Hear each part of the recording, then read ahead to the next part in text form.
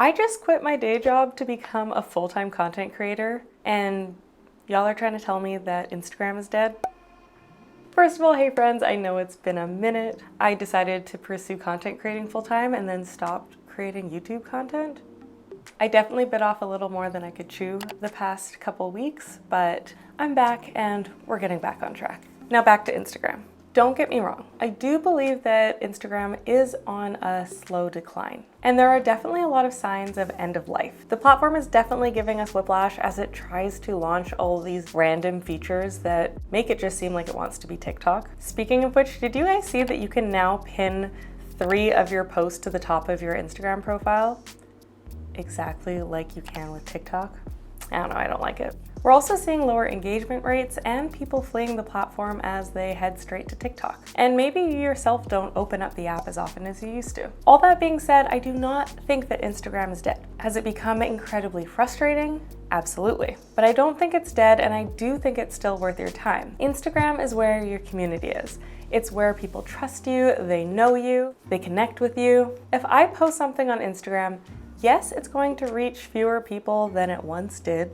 That's just the way things are going over there right now. But it is still going to reach my people. Compare that with TikTok, where by design, your content is getting pushed out to people who don't know you, who don't particularly trust you yet. And if there's one thing you need to be a successful content creator or entrepreneur, business owner, it is to have the trust of your audience. Another reason I think that people are quick to say that Instagram is dead is because it is easier to grow on other platforms than it is to grow on Instagram. In other words, it's easier to grow on TikTok. And I get it.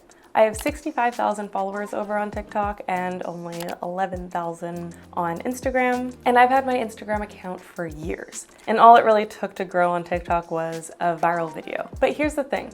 Because it's so easy to grow on TikTok, it sort of cheapens the followers that you have there. There's this perception that you didn't have to work as hard to earn them, or at least as hard as you would have had to over on Instagram.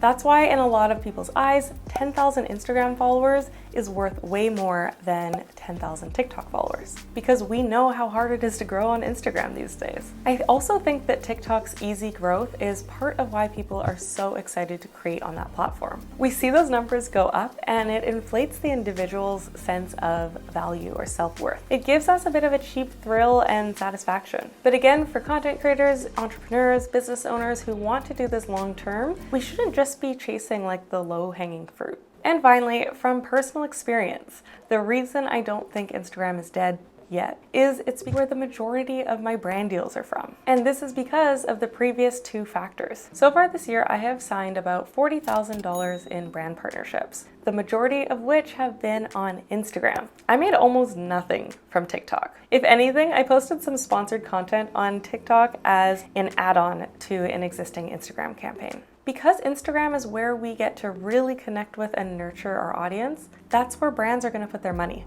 A brand is going to pay for the predictability that the content you post is going to reach your community. People who already trust you and have buy-in to what you're creating. They're less likely to pay, or at least pay as much, for TikTok content where it may or may not reach your people. It's why on Instagram I feel completely comfortable charging 4 figures for brand partnerships, even when I had fewer than 10,000 followers, and I don't feel comfortable charging the same on TikTok, even with my 60,000 plus.